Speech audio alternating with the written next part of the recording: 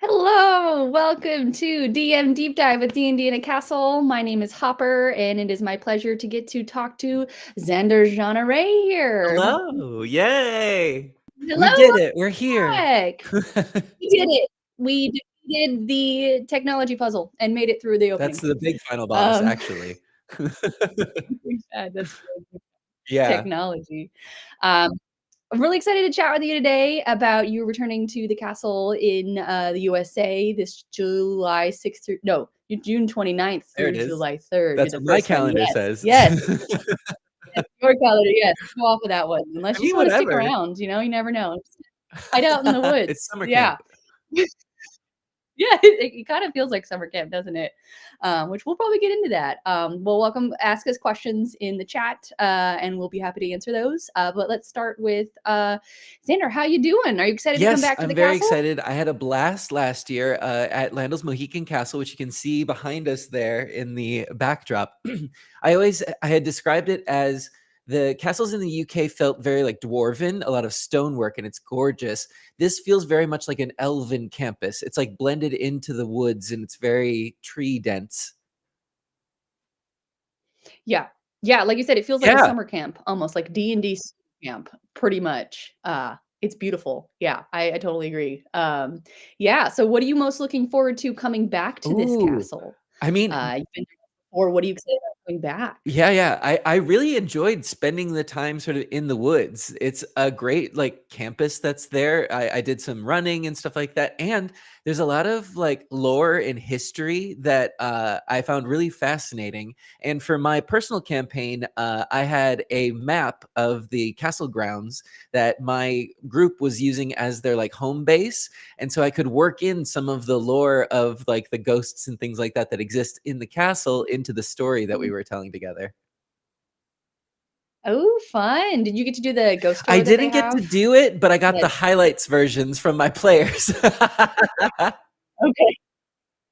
It's fun. Yeah, there's so much history to it, and it's a really cool place to play D&D Yeah. in a castle.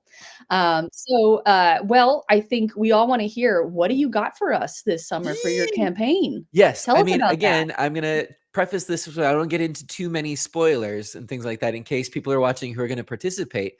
But I was particularly proud of the name of this campaign this year. It is a werewolf based campaign, and it is called Lycan Subscribe. Get it? Yeah. But I guess. essentially, the prompt will be there is a tucked away village that is a haven for people with lycanthropy. Essentially, they have built the village around having this disease, or they view it more of like this ability, and they have accommodated their housing and things like that to accommodate for whatever form they're in, whether they're humanoid or more animal form. And again, it's sort of tucked away and hidden, except for a new mystery has befallen in that the entire village has gone missing. So that is what the players are going to have to figure out once they come across this village. It is inhabited by something else, and they'll have to put some pieces together. And there is like a larger story at play. Which I always love to do in campaigns like this because we have the ability to stay within the story and really flesh it all out. And so that's one of the best things about doing a full campaign within like a couple of days. Yeah, that's, I think that's a really great point to make of, just how much you can get in D&D in D&D at a castle. So why don't you share with us a little bit about, like, what makes that different than just playing D&D in, like, at home, Yeah. a regular game, or what I do you see mean, the we difference? had mentioned technology being the big bad of things like this, but at home, the big bad is always scheduling. And especially when you want to try to tell a compelling story with the set amount of characters together to go on this journey, things come up. There are emergencies, there's scheduling. Often you can do like a session a week, if that. And so with something like this, you're dedicating the time, it's carved out, and you know that you're going to have a full, complete story. And there's something really precious about that. And it dives into the immersion that I look for both in D&D, but all of role playing and LARPing in general.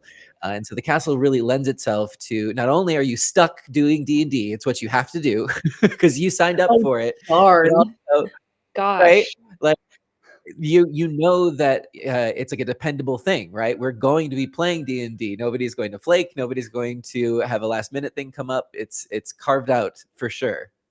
Wow. Yeah. I mean, just it's what, like 24 plus hours of D&D in such a short time. Like it's Sometimes such more. yeah, sometimes. Are you one of the ones Somehow. that like stayed up super late and almost missed your flight? Is Not me. I fall asleep so fast. I'm a morning person, but I great. do not stay up late. Great. I know some players and DMs will stay up late and just keep playing because they're so amped and it's Yep. just they're so invested in the story.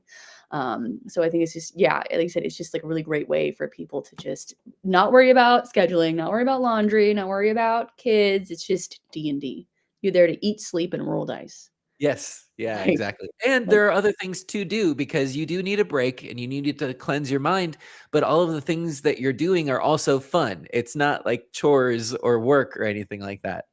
yeah, yeah, you got like mini painting, which I remember coming in and seeing you mini painting during one of the rounds. That was one of my favorite memories. Is And I have just to be like like, "Don't look, this is for my players." it was great. Mini painting, ghost tours, and it's a really beautiful campus, like you said, to just get to walk around and kind of just get in the feeling.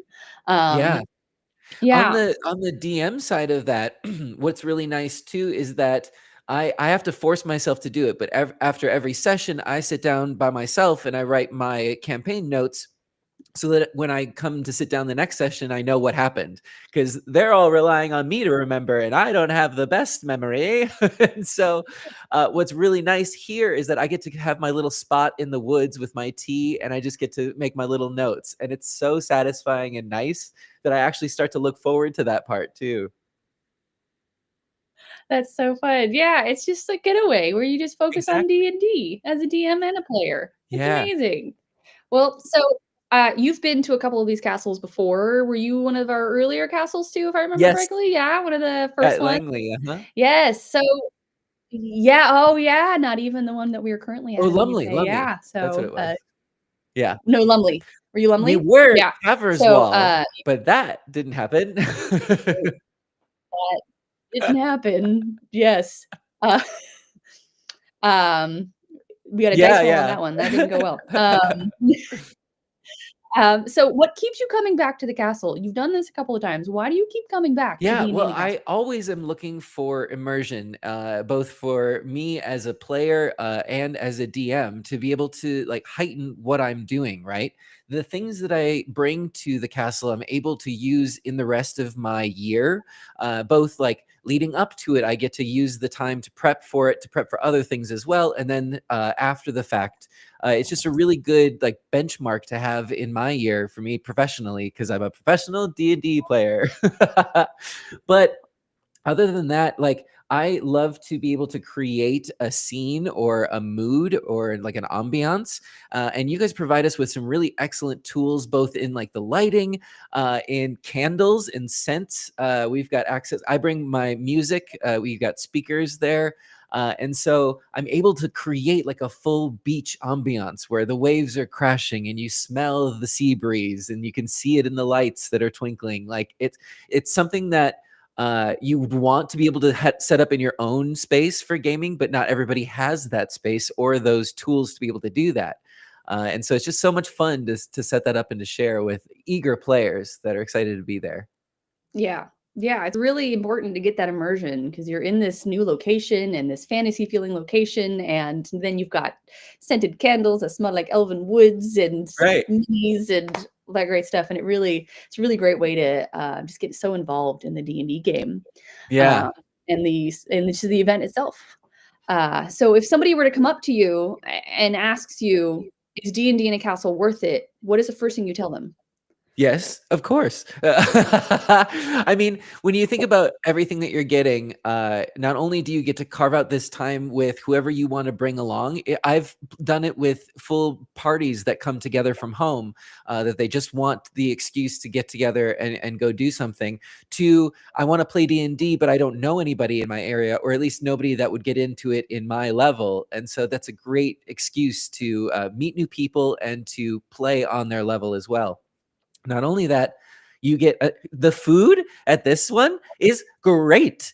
I was so surprised, like, but it was just phenomenal. And your food is covered, your snacks, things that you would need. The snacks were like catered to the room. We got candy bars and chips and drinks of various kinds and things like that. It's really like a luxury experience of Dungeons and Dragons.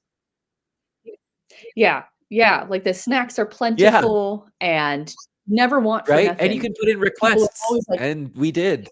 "Yeah, yeah, no nuts or all the nuts or all the chocolate," Only or nuts. just just a big basket of Yeah. nuts, loose nuts too. And we do Right. it. We do it. If that helps you play your game, we do it. Um, well, so what are some castle games that let you do as a DM that's really impossible in normal games? And you kinda talked about that Mm. with, like, the ambiance, but what about, like, while you're playing the campaign? Yeah, I think what's interesting is the difference in the level of players that are coming. Everybody has the same sort of enthusiasm, but not everybody has the same level of experience when it comes to D&D specifically. Maybe in other role-playing games, or they're familiar with the concept, or they never had the chance to.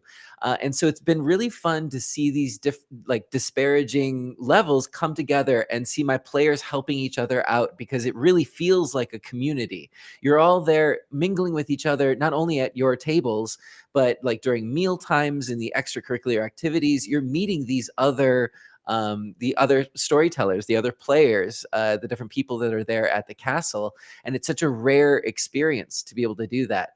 I've always said that LARP stories and D&D stories are a bit like sharing your dreams with other people. Like, nobody really is that interested. Like, every once in a while there's like, oh, that's kind of a cool story, I guess. But you really have to experience it. You've got to be there.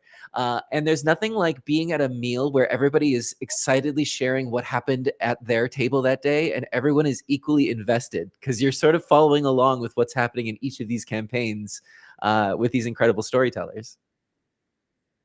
Yeah, yeah, yeah. I remember one of your players, your last campaign in summer, sat down and was almost late to your session because they were excitedly Yeah. telling me everything that had happened Yeah. in your session and were, like, almost crying because of whatever you did to Yeah. them. That was a relatively new player who was experiencing all of the joys and things like that that come from discovering what this feels like to really dive in, and play and have these emotions.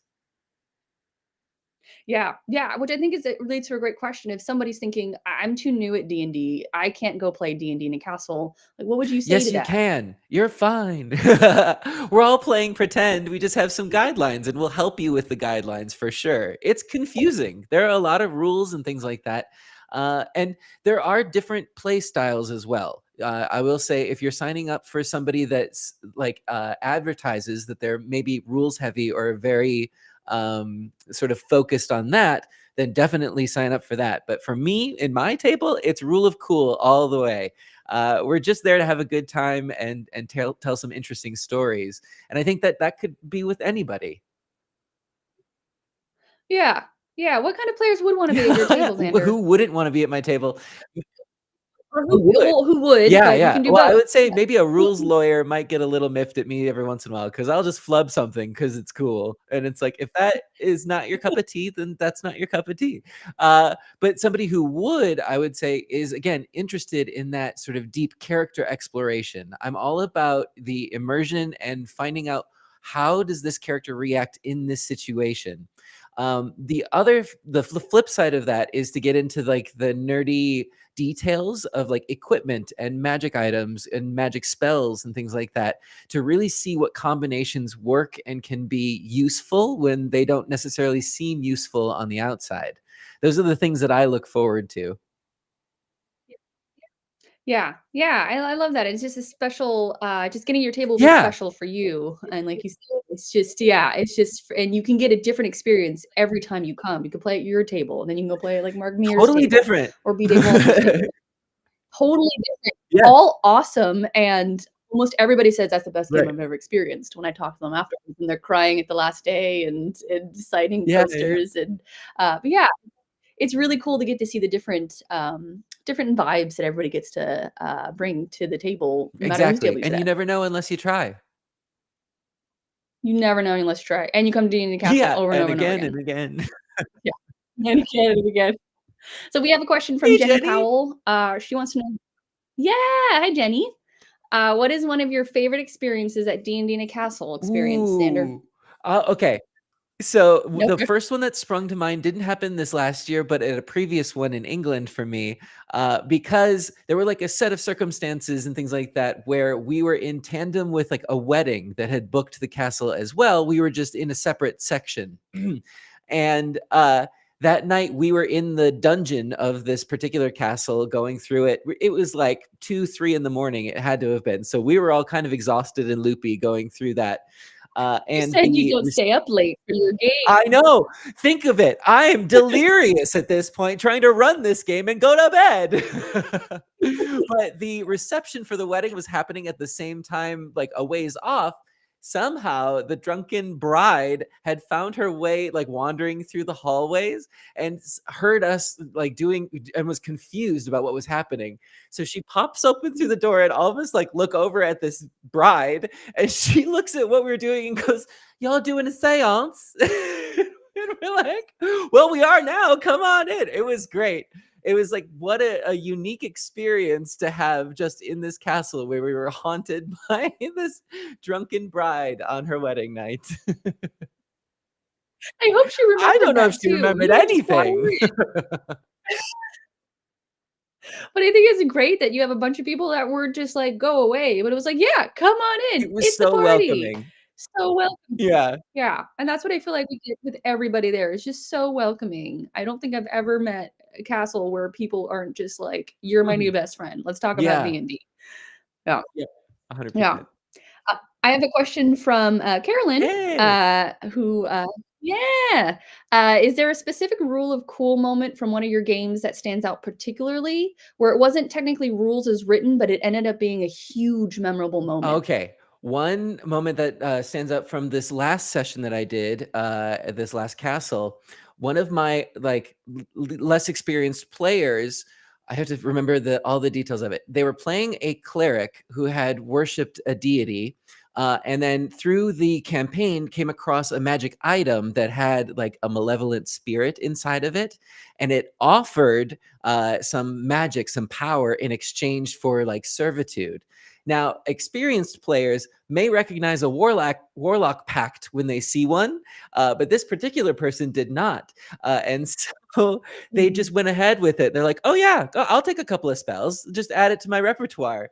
And I was like, "Well, your deity may not be too happy with that." And they're like, "Well, I'll talk to them. We'll figure it out." Next time they try to cast a cleric spell, it's just not working for them. They feel as though their god had abandoned them, and they're like, "I didn't know this was going to happen," and so I sort of had to retroactively be like, "Okay, let's flash back to that moment. Here are the consequences of what could possibly happen." But I admire, like, I was willing to bend the rules and go back that maybe the god forgot, or this was like a vision of the future. But I got to give it to this player. They stuck it through and they saw it through to the end, even though I could tell that it broke their heart that this is happening to their character. I made sure to sort of craft the ending around that happening as well. It was just a moment that really stood out for me. Amazing, amazing, and it just shows kinda how the game really is affected by who's there, and it's not just very rigid, it's creating a story together with each other. Yeah, I had to do I work in check-ins with my players, especially because we'll have really emotional moments. And this is with safety when it comes to role play with LARPing and things like that. There's a concept called bleed, where your body doesn't know the difference when it's feeling these emotions, whether it's heightened from being in combat or whether it's getting into an argument with an NPC and you feel that anger. You leave the game and you still feel that anger. That's bleed. Those are the leftover, like, residual emotions that are happening. And so I find that it's really good to check in with everybody once in a while. Is this going the way that you thought it would? If it's unexpected, is that unpleasant, or is that something you want to explore? And yeah. Yeah, that's great. It's a beautiful way to tell a story together. Hmm. Yeah. So, if you had to explain the magic of D&D in a castle in one sentence, what would it be? And I'll give you a second. We're in, well, it doesn't matter what number of words, it's just one No, give me the sentence. log. This is not the sending spell. They can be Exactly. I was like, I have a limited number. A magical experience on location in your dreams. fade out. I like Yeah, I like it. Very good. a comma or two. That's very that at the end your face is very gifable. So I hope that shows up. Good. We have another question from Game Master Luna. Speaking of emotional moments, what is your most emotional player death from your game?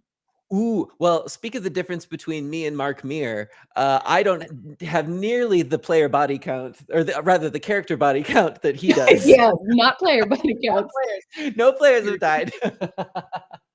I often, or the most critique that I get is that I'm a little bit soft when it comes to like my baddies and things like that, because I do feel bad for the players a lot of the time. But one of them that comes to mind was one of the players had gone deliberately through one of my trap mazes and was like ignoring figuring it out, so to say, and was like, I don't care, like, you're not going to do anything, da, da, da, da. And I was like, oh really? It was all down to the dice rolls, and it just so happened to be a natural 1, a natural 1, and then a 4. And I was like, I'm sorry, you're gonna have to go into death saves. And the rest of the party had not caught up yet. And so they just sat on this spike trap, bleeding out, and had to die. Wow. I kind of felt bad for it, but they came back playing that character's like son to get revenge on the temple, which was a very good angle. Cool. That's cool. I mean, that's the story of a dice telling you what's going to happen. The Exactly. dice spoke. And I still want it to be fair. So there was a chance that they could have survived. Yeah. Yeah. Jenny said that I've always said that Xander has a gifable face. He has a gifable face. Me. Amazing. Well, we do have a couple more minutes left. So please give us more of your questions. Give Xander all your hardest hitting questions, or me too, about D&D and castle operations side.